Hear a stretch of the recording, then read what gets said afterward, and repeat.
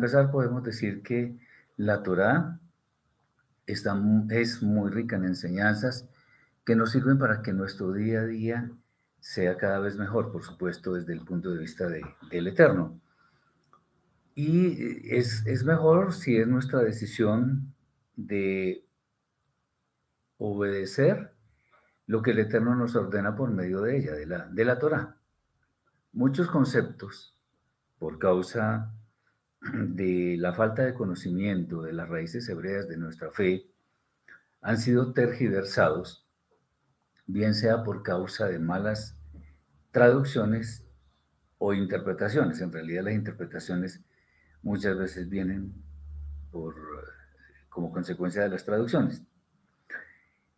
La lengua hebrea, como lo hemos dicho muchísimas veces, tiene mucha profundidad especialmente en los escritos de la Torá.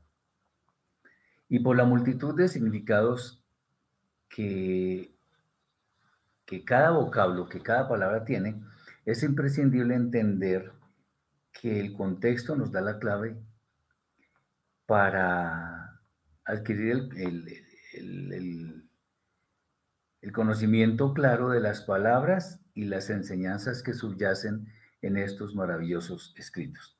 Y a continuación veremos algo de esto que estamos mencionando. Muy bien. En primer lugar, queremos estudiar un poco quiénes son los ángeles. Hemos tratado este tema en algunas oportunidades. Hemos hecho algunos videos explicando ciertos asuntos relacionados con este tema, pero bien vale la pena tratar un poco más en detalle en esta oportunidad, dado que después de todo lo que hemos visto, ahora nos encontramos con un tema que tiene que ver directamente con esto. En el capítulo 18 del libro de Bereshit, del libro de Génesis, vemos que hay un asunto muy interesante que comienza con que el Eterno se apareció a Abraham, pero acto seguido nos dice que eran tres varones los que estaban frente a él. Cuando él va hacia ellos y se inclina, dice, Señor mío, o sea, en singular. Algo que pareciera de pronto complicar un poco, aparentemente, o dejar algo confuso el entendimiento de lo que aquí se quiere decir. Pero en realidad, cuando nosotros miramos en detalle lo que la lengua hebrea nos quiere transmitir con este pasaje, veremos que es el contexto el que nos ayuda a despejar de cualquier duda. Entendamos que el contexto, como lo hemos dicho en repetidas oportunidades, se puede referir a unos textos que están antes o después, un capítulo, otro libro o toda la Torá o toda la escritura misma. Bien, en este momento quiero hacer una pregunta porque de pronto estoy viendo como algunos detalles de la transmisión. Si se está escuchando bien, si se está viendo bien, me gustaría que alguien me dijera. Espero que sí, que la señal esté bien. Bien, en primer lugar, es bueno decir, y la escritura lo menciona en varias oportunidades, que nadie ha visto al Eterno. Eso lo encontramos, por ejemplo, en Shmot 33:20 y en Yohanan, Juan capítulo 1, versículo 18. Allí vemos que al Eterno nadie lo ha visto. Gracias por las respuestas. Esto quiere decir entonces que el Eterno personalmente no se le apareció a Abraham. Pero ¿cómo así si la Torah está diciendo que el Eterno se le apareció a Abraham? Y ahora estamos diciendo que el Eterno no se apareció a Abraham. Volvemos a comentar. Personalmente no se le apareció a Abraham. O sea, técnicamente no se le apareció porque está escrito que nadie ha visto al Eterno. Más bien lo que debemos decir es que la presencia del Eterno fue efectiva por medio de los tres ángeles, o de los tres varones, en este caso, como está escrito allí. Segundo, cuando Abraham dice, Señor mío, eso es interesante. Sin duda alguna, él sabía que estos varones habían sido enviados por el Eterno y que tenían autoridad delegada por él. Eh, es interesante que antes las personas como que tenían en una forma más natural el entendimiento de ciertas situaciones como esta, de que los ángeles son enviados del Eterno y que, bueno, en fin, todo esto que estamos comentando. Existe una teoría de que existen ángeles caídos. Sin embargo, a juzgar por todo lo que la Escritura nos enseña, y a esto es que quiero que vayamos muy juiciosamente, la Escritura nos enseña. No existen ángeles caídos. ¿Cómo así que no existen ángeles caídos? Si yo he escuchado de fulano, de sutano, ¿cómo así? Bueno, es bueno decir que la Escritura no se contradice. Eso es claro. No se contradice porque el autor de la Escritura es el Eterno mismo. Y como varias veces he hecho énfasis, esta vez lo voy a hacer y muy especialmente. Hay algo interesante y es, digámoslo así, la mejor definición de ángeles que podemos encontrar en toda la escritura. Eso lo vemos en Hebreos 1.14. Dice, inclusive vamos a leer desde Hebreos 1.13 para que entendamos que efectivamente se está refiriendo a los ángeles.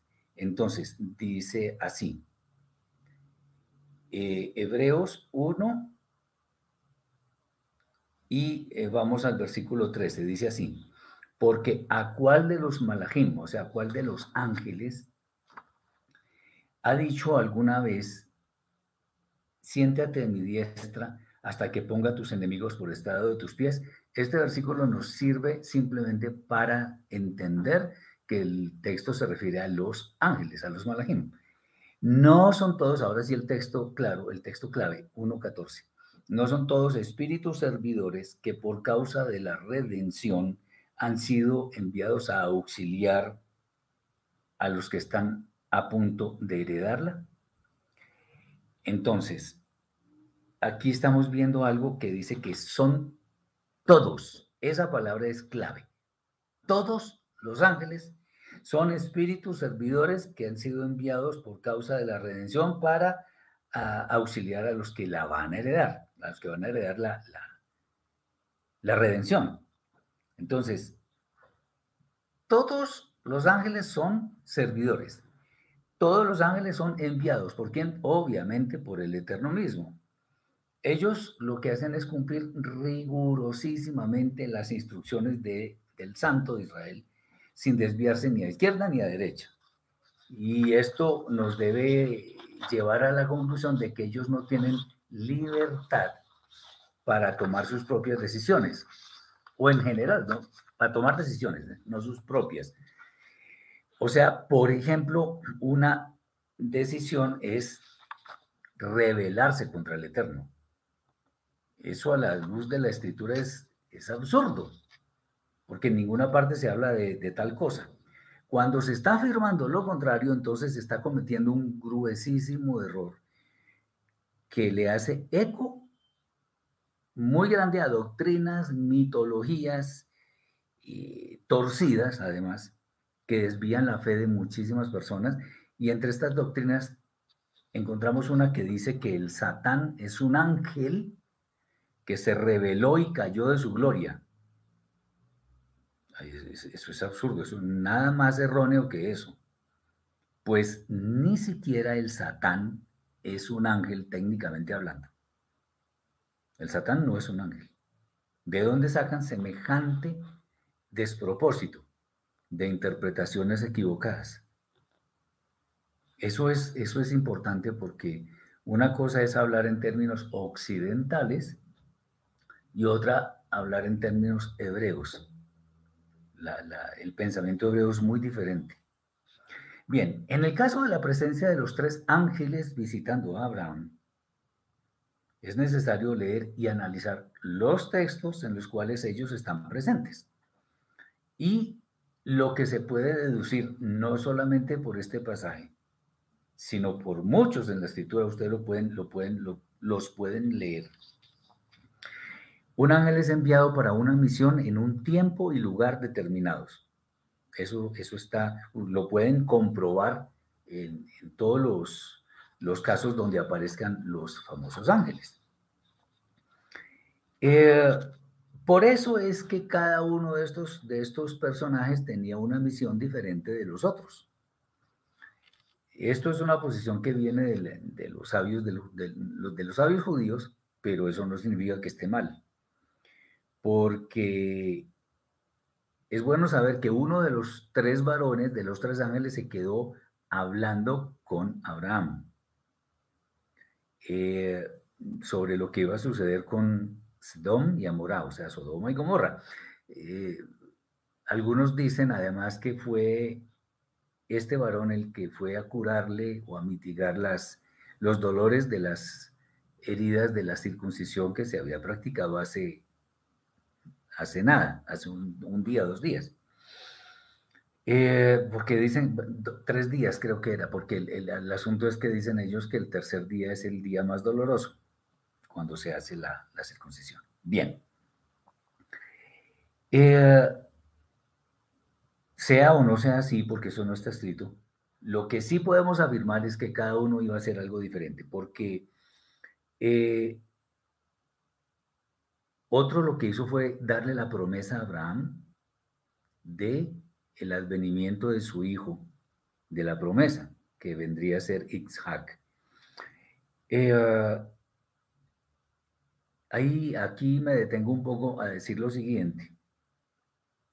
Por causa del poder tan grande que tienen los ángeles, porque es inmenso, mucho más que cualquier ser humano, pues no necesitan ayuda. O sea, 2 ángeles para cumplir la misma misión no tiene mucho sentido. Y por ejemplo, esto lo podemos ver, fíjense que el contexto también es toda la escritura, lo podemos ver en el libro de Revelaciones, cuando dice la escritura que había 7 ángeles, cada uno tocando su shofar, y eso traía consigo eventos diferentes. Eso es interesante porque son ángeles distintos cada vez. El primer ángel tocó su shofar, el segundo ángel tocó su shofar, y así sucesivamente. No está diciendo el texto que el ángel tocó el shofar, el primer shofar. El mismo ángel tocó el segundo shofar. No, eso no está escrito. Dice el primer ángel, el segundo ángel, etc. Bien. Y el otro tenía el propósito de destruir a las ciudades malvadas. Eso fue lo que ocurrió después. Sobre la promesa del Hijo, acordémonos que el Eterno siempre habla o siempre, pues sí, transmite las cosas como si ya hubieran sucedido, porque acordémonos que el tiempo a Él no lo limita. El tiempo es una medida para nosotros, no para Él, porque Él ve todo como si ya hubiera sucedido. Muy bien. Al ser anunciado este evento por uno de los ángeles, obviamente eso iba a suceder en el tiempo previsto. Aunque Abraham y Sara tuvieran dudas de que eso pasara así, recuerden que ellos se rieron. Y por causa de eso, pues el hijo se iba a llamar Itzhak, que significa sonrisa. Acordémonos bien de eso. Entonces nos podríamos preguntar, entonces, ¿quién le entregó la Torá a Moshe? ¿Quién luchó con Jacob? ¿Quién se encontró con el padre de Gidón, de Gedeón, o sea, Manoah? Pues ángeles, eran ángeles. Es bueno también resaltar un poco que en casos como el que nos ocupa, el de Abraham, las personas que saben que no son el Eterno y que no tienen libertad de pensamiento, sino que hacen lo que el Eterno les diga, ellos se refieren a los ángeles como si fuera el Eterno mismo. ¿Y cuál es la razón? Porque al ser enviados por el Eterno, entonces es como si fuera él mismo el que se hiciera presente. Recordemos lo que dije anteriormente, que la presencia del Eterno en realidad sí se hizo efectiva por medio de estos varones que cumplían rigurosamente su voluntad. Entonces la autoridad de ellos es como si fuera la del Eterno mismo. Y de hecho, cuando Abraham se queda hablando con uno de los ángeles, con el que se queda, porque los otros dos se van, es como si estuviera hablando con el Eterno y que le preguntaba, Señor, ¿y qué tal que haya 50 justos? Bueno, por los 50 justos no voy a destruir las ciudades. ¿Y si son 45? Por los 45 tampoco la destruyó. ¿Y si son 40? ¿Y si son 30 y 20? Y hasta que llegó a 10 y ahí sí se fue el ángel, que era el representante del Eterno, que es como si fuera el Eterno mismo. Como si fuera, no que sea. Muy bien. Y hay algo que tenemos que tener en cuenta, y es que los ángeles, al ser de otra especie, acordémonos que la creación del Eterno guarda un orden extraordinario, un orden riguroso, al ser de otra especie, diferente de la del hombre, es imposible que ellos se puedan mezclar con seres humanos, como muchos afirman en el relato de Bereshit 6, cuando los famosos Nefilim, los famosos gigantes, algo que ya explicamos suficientemente. También es importante mencionar, como también ya mencioné hace unos minutos, que el Satán, que fue un ángel que cayó de su gloria, y eso nada más apartado de la verdad. Bien, esto espero que quede claro de alguna forma porque sí nos interesa que a los hermanos les quede muy bien cimentado este conocimiento. Vamos ahora a ver qué fue lo que pasó con Sodoma y Gomorra, con Sedom y Amorá. Esa promesa de hacer un juicio a las ciudades, lo cual le transmitió el Eterno a Abraham por medio del ángel, eso se iba a cumplir de forma rigurosa. ¿Por qué? Porque había una maldad extrema en aquellas ciudades.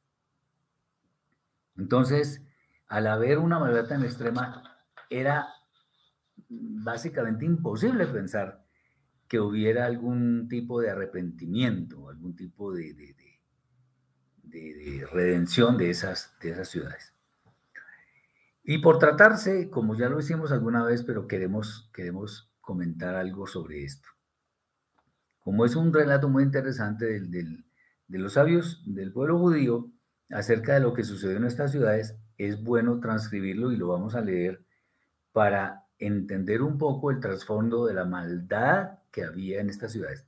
Este no es un relato que sucedió directamente, sino son tradiciones, pero nos sirven para entender qué fue lo que pasó. Acuérdense el caso de las fábulas de Esopo y de Samaniego, en las que había alguna cosa o algún animal hablando y haciendo cosas que solamente hacen los seres humanos, pero obviamente eso no era cierto, sino simplemente que había o hay una enseñanza que subyace en ese relato.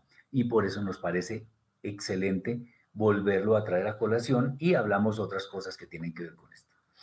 Dice así, allí se cometieron hechos graves en extremo, sexuales en su naturaleza. De hecho, la palabra sodomizar se toma como definición de comportamiento sexual perverso. Aunque la historia de Sodoma y Gomorra contiene elementos de perversión sexual, esta no es la razón principal por la cual el Eterno bajó a juzgar a sus habitantes.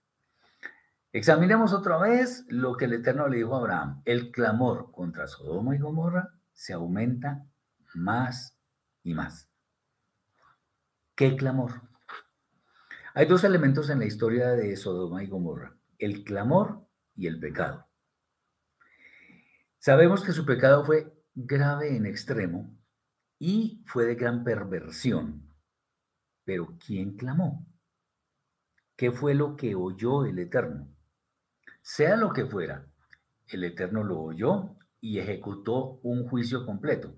Ya sabemos que esas ciudades fueron totalmente destruidas, con sus habitantes dentro de ellas. Solamente Lot y sus hijas escaparon. Por lo tanto, ¿qué fue el clamor? Sabemos que el Eterno vuelve a juzgar a este mundo y su juicio será más severo que el de Sodoma y Gomorra. Allá eran dos ciudades, ahora es todo el mundo el que está pervertido. Por supuesto hay justos, ni más faltaba. Él dice que va a juzgar a todo el mundo, no unas cuantas ciudades. Sodoma y Gomorra son ejemplos dados para prepararnos para el juicio final. Yo estoy convencidísimo de eso. En Sodoma y Gomorra había otros asuntos aún más serios que la actividad sexual ilícita. Esto es lo que dice el profeta Yehezkel, el profeta Ezequiel, de Sodoma y Gomorra. Atención, acuérdense, por ejemplo, en este caso también, el contexto es toda la escritura. Estamos en el libro de Bereshit y ahora saltamos al libro del profeta Yehezkel. Dice así: he aquí que esta fue la maldad de Sodoma, tu hermana. Soberbia, saciedad de pan y abundancia de ociosidad tuvieron ella y sus hijas. Y no fortaleció la mano del afligido y del menesteroso. Y se llenaron de soberbia e hicieron abominación delante de mí, y cuando lo vi, las quité. Eso está en Ezequiel 16, 49 y 50. O sea, soberbia, saciedad de pan y abundancia de ociosidad. No fortaleció la mano del afligido y del menesteroso. Llenos de soberbia y en general haciendo abominaciones. Hay una historia, y aquí está, esto es lo que me parece interesante del tema de las ciudades corruptas, porque se entiende un poco, no que vayamos a creer lo que dice el libro de Jasher, sino más bien eso nos da pie para entender de una forma un poco más cercana lo que realmente estaba sucediendo allí. Ah, bueno, dice aquí Dubán. Entonces el pasaje en uno de los evangelios donde Yeshua dice que vio caer a Satanás como un rayo del cielo es una mala interpretación. No, mala interpretación es los que dicen que eso es literal. Eso es una figura alegórica. Y cuando se está hablando del Satán, porque en realidad Satanás, esa palabra no existe, existe la palabra Satán en el hebreo, que es de donde debemos buscar las cosas. Él vio caer al Satán como un rayo. Claro, porque va a ser fulminada la mala inclinación de toda la humanidad, porque en la vida eterna eso no va a existir. Pero bueno, eso es tema de otros pasajes, pero por lo menos le puedo decir eso. Muy bien. Este libro de Jasher no es parte de la Tanaj, del mal llamado Antiguo Testamento, pero habla de personas y lugares de la Tanaj. En particular, habla de una serie de eventos que tratan de explicar el clamor contra Sedom. No digo que es cierto, pero sí nos ayuda a entender el modo de pensar de los ancianos acerca de este tema. Usando el libro de Jasher, permítanme explicar en detalle qué dijeron los ancianos de Sodoma y Gomorra. Vamos a mirar y pongamos la atención porque es bastante interesante. Ojo, esto no es Torá. Son figuras alegóricas que nos sirven para entender la maldad extrema que había allí. Bien, el primero es los festivales de Sodoma. Sodoma y Gomorra fueron 5 ciudades en total. En realidad no eran solo Sodoma y Gomorra, sino otras 3 más. Se encontraron en el valle fértil y verde irrigado por el río Yardén, el Jordán. Fue dicho que un hombre tendría que caminar la mitad de un día para cruzar ese valle, y que muchos viajeros desconocidos y mercaderes pasaron por ahí. Según los ancianos, Sodoma celebraba un festival en este valle 4 veces al año. Cada hombre venía con su esposa e hijas. Allí hombres intercambiaron las mujeres sin ofenderse, ni esposos ni padres. Por muy raro que se vea, no es más raro que lo que hizo Lot en ofrecer a sus hijas desposadas a la multitud de hombres que demandaban a los huéspedes, o sea, los ángeles del Eterno, ser sacados fuera. Mas este festival tan extraño no se considera el clamor contra Sedom que oyó el Eterno. Otro relato, el mercader visitante. Otra historia de Sodoma que se trata de un mercader visitante que llegando a Sodoma arregló sus bienes por una calle para venderlos. Los ciudadanos llegaron a ver lo que vendía y todos echaron abajo su puesto y se llevaron todo. Él no podía protegerse porque ellos eran muchos. Además, sus gritos pidiendo ayuda fueron ignorados. En lugar de ayudarle, cada uno explicó que lo que robaba solamente era un solo artículo o que era pequeño. O sea, eso no justificaba el pago de alguna pena. Se dijo que el pueblo, tocando instrumentos y danzando, siguió al hombre mercader mientras éste salía de la ciudad y lloraba. Pero este no fue el clamor que escuchó el Eterno. Otro relato. Cada vez va creciendo la cosa. La hospitalidad de Edad. Edad, el nombre de una persona. Otra historia con H al principio para que no nos confundamos. Otra historia de un mercader de viaje es aún más rara. Cuenta de un mercader con un burro llevando telas de muchos colores. Aparentemente la carga fue suspendida sobre las alforjas del burro y un cordón amarraba bien la carga. No como el primer mercader, este solamente tomaba su ruta por Sodoma sin intención de detenerse o vender su producto ahí. Cierto hombre de Sodoma llamado Edad vio al mercader y lo invitó a pasar la noche en su casa para que descansara de su viaje. Al principio el hombre iba a seguir su viaje, pero Edad explicó que el día ya se acababa y que él podía proveer también para su burro paja y pasto. Así fue como el hombre aceptó la invitación de Edad. El próximo día la invitación se extendió a proveer comidas para el hombre, para el mercader. El día pasó y otra noche de descanso fue propuesta. El mercader aceptó. Llegó otro día de hospitalidad que fue ofrecida y aceptada. El tercer día, el mercader insistió en continuar su viaje y pidió las alforjas y el cordón para amarrar sus bienes al burro. Aquí es cuando Edad hizo algo raro. Edad empezó a dar interpretación a las alforjas y al cordón como si fueran símbolos de un sueño. Edad le dijo que el hombre, que el hombre iba a tener una larga vida, pues lo que supuestamente era el cordón, y que tendría una huerta grande dando muchas clases de fruta, y esto se refería supuestamente a las alforjas con sus telas suspendidas y de muchos colores. El hombre mercader, por supuesto, se asustó y se quejó de que no había tenido un sueño y luego quiso que le trajeran sus cosas. Mas Edad siguió con su teatro, interpretando un sueño y sin devolver al hombre su propiedad. Entonces el mercader fue a los oficiales de la ciudad, los jueces. Allí apareció ante un juez para presentar su queja contra Edad. Después que el mercader declaró su caso, Edad también se quejó de cómo había mostrado gran hospitalidad al hombre por los últimos 2 días y cómo había propuesto cobrarle solamente 3 piezas de plata en lugar de 4 por la interpretación de su sueño.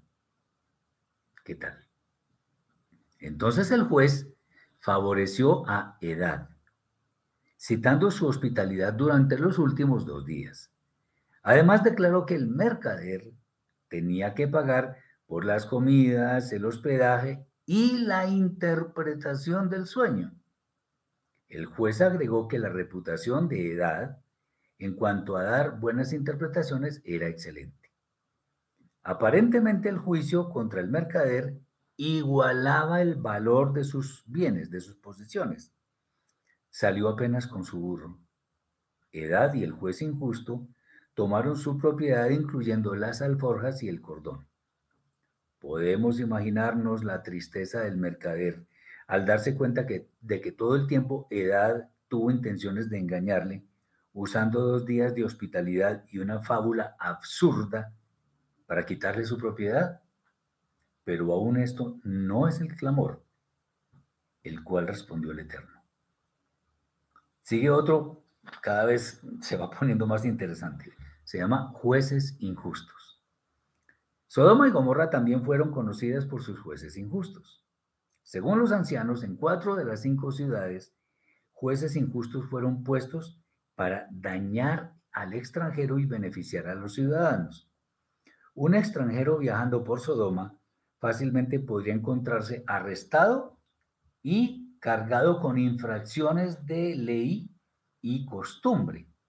Ellos acusaban al extranjero de juzgarles a ellos cuando éste preguntaba por sus costumbres diferentes. Mientras Sodoma practicaba la sexualidad al aire libre, se encerraba ante preguntas sobre su moralidad. Cada una de estas ciudades con sus jueces tenía una cama que se usaba para medir a estos foráneos, a esos extranjeros. Fue de un largo particular. El juez ordenaba al extranjero ser medido por la cama. Si era más corto que la cama, era estirado. 3 hombres eran puestos en su cabeza y en sus brazos, y 3 hombres a sus pies. Entonces, alaban al hombre hasta que quedaba de la medida de la cama. Si el hombre se hallaba que era más largo que la cama, le apretaban de alguna forma hasta el punto de que él moría. Así el extranjero preguntón era torturado hasta morir a la vista del público. Los jueces enseguida proclamaban ser propio el castigo de cualquier hombre que llegaba a Sodoma preguntando sobre sus costumbres. Les aseguro que el extranjero lloraba a gritos, pero según los ancianos, aún esto no fue el clamor de Sodoma al que respondió el Eterno. Fíjense que esto nos sirve simplemente para mirar la extrema maldad que había allí. El hombre pobre. En cada ciudad hay los que son pobres. Antiguamente los pobres se sentaban cerca de las puertas de la ciudad pidiendo dinero para comprar comida. Pero según las historias de Sodoma y Gomorra, si un hombre pobre era visto allí pidiendo dinero para comprar comida, le llevaban al centro de la ciudad y lo detenían. Allí los ciudadanos de Sodoma le darían limosna, o sea, oro y plata. Qué interesante. Pero cuando éste ofrecía el dinero para comprar comida, a nadie le era permitido venderle comida. En cambio, miraban mientras éste era burlado dándole dinero, más comida no, que era lo que necesitaban. No importaba lo mucho que ofrecía, porque nadie le vendía ni le daba comida de ninguna forma. A causa de estas ligaduras, lo miraban día tras día hasta que éste moría de hambre. Entonces cada hombre de Sodoma recobraba su dinero y el mendigo era echado bajo una zarza en el desierto. Pueden imaginarse a los pobres recibiendo las monedas y luego se les rehusaba la comida, no importando cuánto ofrecían. La muerte por hambre no causa placer en ningún lugar. En Sodoma fue utilizada como deporte público. Aún esto no fue considerado el clamor al cual el Eterno respondió. Otra, esta que viene es muy interesante. Eliezer visita Sodoma. Eliezer, el siervo de Abraham, fue mandado por Sará a visitar y ver por el bienestar de Lot. Acordémonos que Lot se había ido a vivir a Sodoma. Según la historia, Eliezer encontró a uno de Sodoma golpeando y despojando a un pobre cerca de la ciudad de Sodoma. Cuando Eliezer confrontó al hombre, este le preguntó, el de Sodoma le preguntó a Eliezer si era familiar del pobre o uno de los jueces de Sodoma. Cuando Eliezer confesó que ni lo uno ni lo otro, entonces el hombre de Sodoma atacó a Eliezer con una piedra, pegándole en la cabeza y haciéndole sangrar. El hombre entonces arrastró a Eliezer a la ciudad y lo llevó ante uno de los jueces corruptos. Entonces el hombre dijo al juez que le había pegado a Eliezer para quitarle algo de la mala sangre de su cuerpo.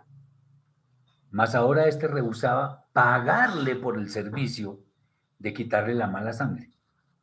Eliezer naturalmente respondió a la queja increíble preguntando cómo esperaba recibir pago por herir a otro. El juez de Sodoma le creyó al de Sodoma, o sea, al que golpeó a Eliezer. Aquí Eliezer se levantó y le pegó al juez. Cuando el juez empezó a sangrar en gran manera, Eliezer explicó que había sacado al juez algo de su sangre mala y que lo que le cobraba debía ser usado para pagar al primer hombre por el servicio que éste le había dado a Eliezer. Aun cuando esta historia contiene una vuelta interesante y quisiéramos alegrarnos por la acción de Eliezer, el siervo de Abraham, este no fue el clamor al que respondió el Eterno. Viene otra historia. Palitit, la hija de Lot. Fíjense que sí, aquí se habla de otra hija de Lot.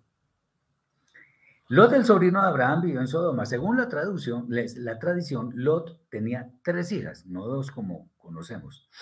La tercera se llamaba Palitit y fue la mayor.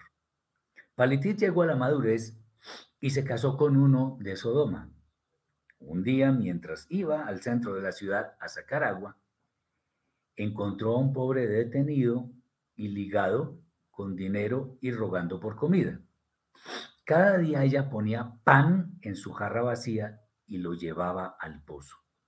Secretamente le daba al pobre pan y agua.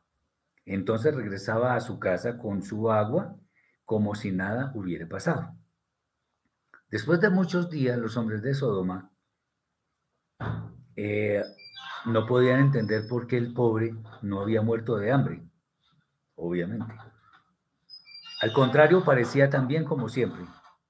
Así que pusieron guardia sobre él. Cuando Palitit le dio pan de su jarra, los espías la reportaron y ella fue arrestada. Todo el pueblo de Sodoma la juzgó e hicieron una fogata. Echaron a Palitit al fuego para ayudar al pobre, por ayudar al pobre. Aún esto, sin embargo, no es referido como el clamor de Sedom. Y ahora viene un relato que se llama La mujer de Admá. Admá fue una de las 5 ciudades de Sodoma y Gomorra. Una mujer en esa ciudad tuvo compasión de un visitante. Al ver al extranjero y sabiendo el peligro que corría, le llevó a su casa, explicando que era su huésped por invitación de ella. Le dio comida y agua. Y entonces, antes que los hombres de la ciudad pudieran retarlo de nuevo, ella secretamente le ayudó a escapar con vida. La mujer fue arrestada. Para juzgarle severamente, aunque ella había actuado conforme a la ley, la cubrieron de miel y dejaron que las abejas la atacaran y picaran hasta que muriera. Según la tradición, el clamor de esta mujer desconocida de Admá fue el clamor que escuchó el Eterno. Debemos entender que cada historia es parte del clamor. El clamor fue el clamor de injusticia. Así como la mujer de Admá fue juzgada por ser hospedadora hacia el extranjero, también Lot fue acusado por haber recibido a 2 ángeles en su casa. Sodoma fue un lugar de comida en abundancia, de tranquilidad y de ociosidad. Rehusaron ayudar a los pobres y a los necesitados. Rehusaron dar de comer a los hambrientos. Cometieron muchos actos inicuos. Sus perversiones sexuales fueron más bien síntoma que causa de sus perversiones. Ellos habían pervertido cada cosa buena y atacado toda justicia. La razón por la cual los ángeles querían ir a la plaza fue para ver si alguien hacía justicia, si alguien buscaba la verdad, pero no fueron hallados ni siquiera 10 en ninguna de las 5 ciudades. ¿Recuerdan cuando el ángel se quedó hablando con Abraham? Que si al menos 10 se encontraran, él no destruye las ciudades. Pues aquí es donde empata la historia. No había ni siquiera 10 justos en aquellas ciudades. El relato llega hasta ahí, hasta esta parte.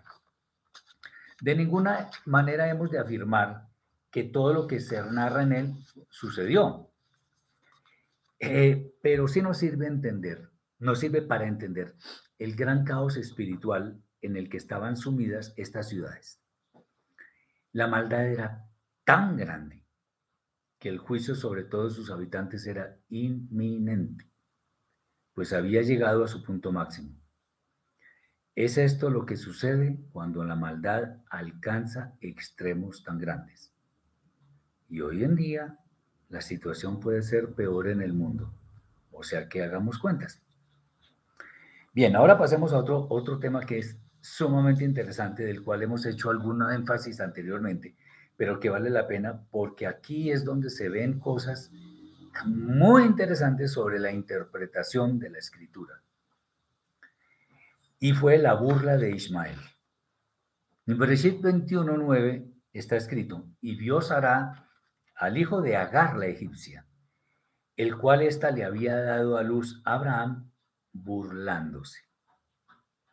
El vocablo que aparece para burlándose es metzahek, el cual aparece en otros 3 textos de la Tanaj, que nos revelan asimismo 3 acciones pecaminosas que Sara pudo ver hacia el futuro, por lo que sin dudarlo pide a Abraham que Agar su sierva abandonara su casa con su hijo. Y esto lo podemos ver de la siguiente forma. El primer texto que se relaciona con este vocablo se refiere a diversión idolátrica. Eso fue lo que sucedió en el triste pasaje del Het Aegel, del becerro de oro. Eso lo encontramos en el libro de Shemot, capítulo 32, versículo 6. La palabra allí no es mensaje, sino letzahek, pero ya vamos a mirar. Lo que significa que Ismael quería desviar a Itzhak hacia la idolatría, de manera tal que destruyera los planes del Eterno con él. El segundo término revela inmoralidad sexual hacia Itzhak. En Bereshit 39:17 la palabra es letzahek. Es parecida a la pronunciación a la que ya vimos, pero con diferentes vocales que la primera palabra. Y la tercera acepción de esta palabra se refiere a derramamiento de sangre. Eso lo encontramos en 2 de Shmuel, capítulo 2, versículo 14. La palabra ahí es bisahku. Esa escritura no corresponde directamente con los vocablos que ya comentamos, pero sí se relaciona mucho con ellos, porque en varios casos la letra tzade y la letra sin, que es la misma shin, pero pronunciada como sin, son intercambiables y su sonido es muy similar. Estamos diciendo que son intercambiables en ciertos casos. Muy bien. ¿Eso qué significaba? Asesinar a Itzhak, quitarle la vida, cortando toda posibilidad del cumplimiento de las promesas del Eterno. Este razonamiento lo muestra, por ejemplo, un gran exégeta de la escritura que es Rashi, quien conocía a fondo el detalle del trasfondo de la lengua hebrea, especialmente en la Torá.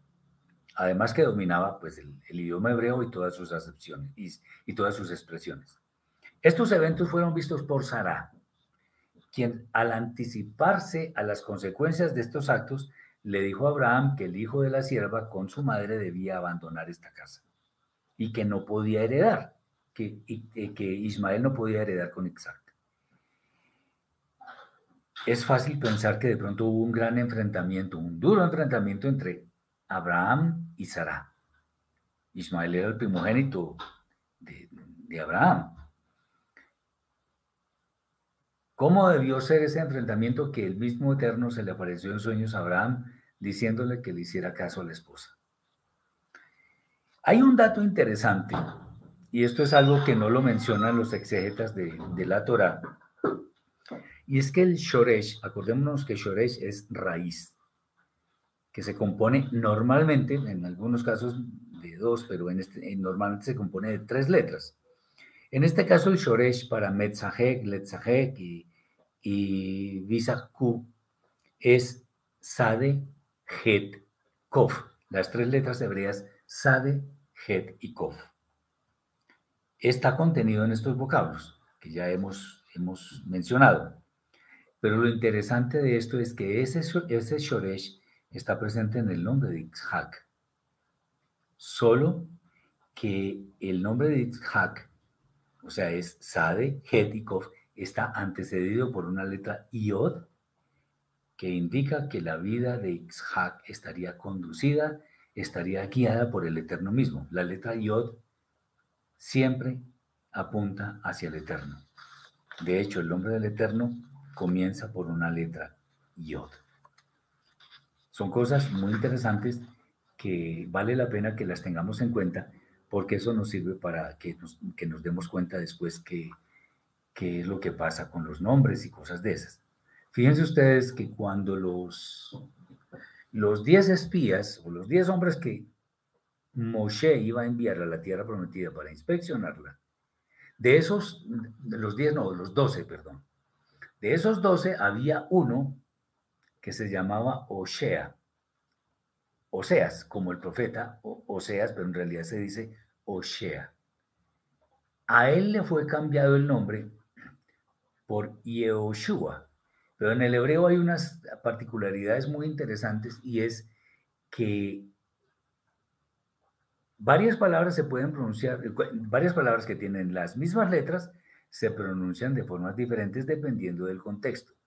En el caso de Oshea, al anteponérsele una Yod, el nombre quedaba convertido en Yehoshua, que a propósito es el mismo nombre de nuestro Rebe Akadosh, el Mashiach de Israel, Yehoshua, al que llamamos Yeshua en forma abreviada. Entonces, se le antepuso la letra Yod, y eso en gran manera nos indica que la vida de Yehoshua, al que mal llaman Josué, la vida de él estaría dirigida, estaría guiada por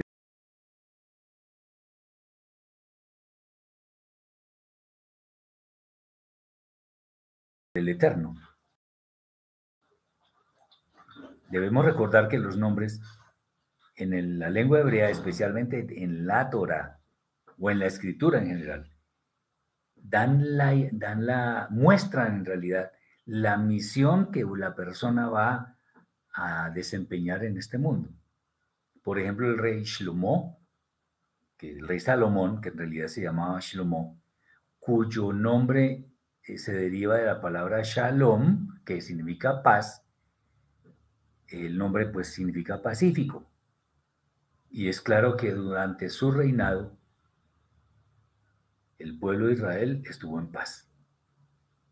Podemos seguir mencionando otros nombres, pero no es el tema acá.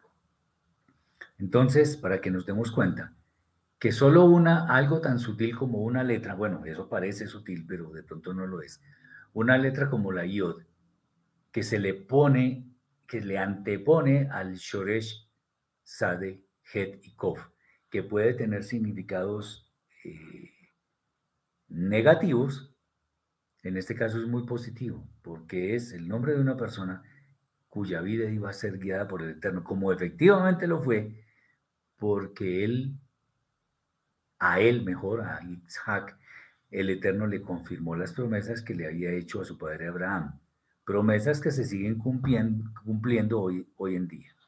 Muy bien. El tema final de este estudio es algo interesantísimo y es una prueba dura en extremo.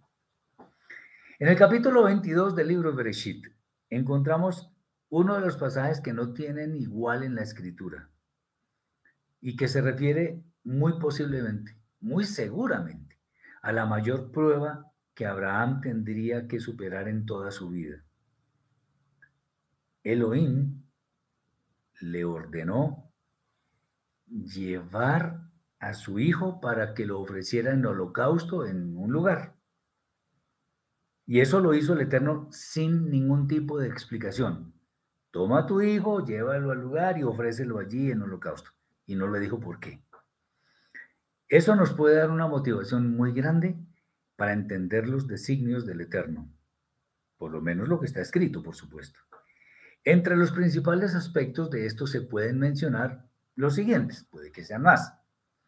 Lo primero es que quien prueba a Abraham, aquí es donde nos da mucha alegría entender este tipo de cosas, porque la misma Torá nos va dando las evidencias. El que prueba a Abraham es Elohim, o sea, el Eterno actuando con su atributo de justicia. ¿Por qué? Es claro que la rigidez de esta prueba, humanamente hablando, no corresponde a un acto de misericordia. ¿Cómo así que el Eterno me dice a mí que ofrezca a mi único hijo, al de la promesa, y lo ofrezca en holocausto? Eso de misericordia no tiene nada. Si el Eterno está actuando como juez, entonces lo que Abraham debía hacer era obedecer sin cuestionar ninguna de las órdenes celestiales. Ninguna palabra que el Eterno dijera la podía cuestionar. Abraham tomó a su hijo y se fue con él. Segundo, nosotros sabemos que por causa de lo que está escrito, se trataba de una prueba. Ahí dice claramente que era una prueba. Sin embargo, en aquel momento, Abraham podía haberse preguntado, ¿cómo es que el Eterno le había prometido un hijo y ahora que ya lo tenía, le pedía que lo ofreciera en holocausto? ¿Recuerdan cuando el Eterno le dijo a Moshe y Aarón que fueran donde el faraón y le dijeran, deja ir a mi pueblo para que me sirva? Y el Eterno les dijo a ellos, vayan, pero el faraón no les va a oír. Y entonces, como raro, ¿verdad? Sin embargo, Moshe y Aarón obedecieron. Y ya sabemos qué pasó. Lo veremos después si el Eterno nos lo permite. Entonces, aquí, te voy a dar un hijo de tus entrañas, él será bendecido, te heredará todo. Pero ve y me lo ofreces en holocausto. Es como raro eso, ¿verdad? Bueno, ahí la Torá no hace alusión a ningún tipo de pensamiento o conjetura que haya hecho Abraham. Hasta este punto puede sonar incluso contradictoria. Estoy hablando del caso de Abraham, lo que él pensaría, contradictoria a la orden que se le dio. Pero al ser conscientes, ya nosotros, al mirar lo que estamos leyendo en la Torá, al ser conscientes de que el Eterno no se arrepiente ni cambia de ninguna forma, sin duda alguna, el final iba a ser favorable a Abraham. Como en realidad lo fue, pero si uno se pone a meditar un poco en eso, uno dice, wow, realmente sí. Otro aspecto es que en medio de esta situación, Abraham dijo que ellos, o sea, él y su hijo, regresarían, porque ellos iban con más personas, iban a regresar. Esto se puede entender de pronto, al menos en dos formas. Una de ellas es que no quería preocupar a sus acompañantes por lo que estaba a punto de hacer, porque seguramente pues, no lo iban a dejar o algo así. Y la otra es que efectivamente él ya sabía que ante la posibilidad de incumplir sus promesas, el Eterno haría algo para que la vida de Isaac no estuviera en peligro y por ello volverían juntos. Otro es, y esto es muy, atención con esto, y es en el momento cumbre de la prueba, o sea, cuando Abraham estuvo dispuesto a degollar a su hijo con un cuchillo, la voz celestial lo detiene. Pues Abraham demostró con suficiencia que efectivamente había superado todas las pruebas con esa fe que él tenía, con esa emuná, fe obediente. Pero aquí figuradamente podemos ver algunas cosas, y esto es lo interesante. Había de suceder una ofrenda de sangre de alguien. Si el Eterno le decía que ofreciera a Isaac, pues era, y había que degollarlo y ofrecerlo en holocausto, pues había que degollarlo y había sangre. Pero el asunto es que Isaac no era sin defecto, como no lo era Abraham, como no lo es ningún ser humano, diferente de Yeshua, por supuesto. Entonces, como él habría de pecar, o ya había pecado seguramente, esto era razón más que suficiente para que la ofrenda no se hiciera. Que esa ofrenda que era potencial se parara en ese momento. Y hay otro tema interesante que podemos leer en Yohanan, Juan, capítulo 8, versículo 55. Bueno, algunos aparece 56.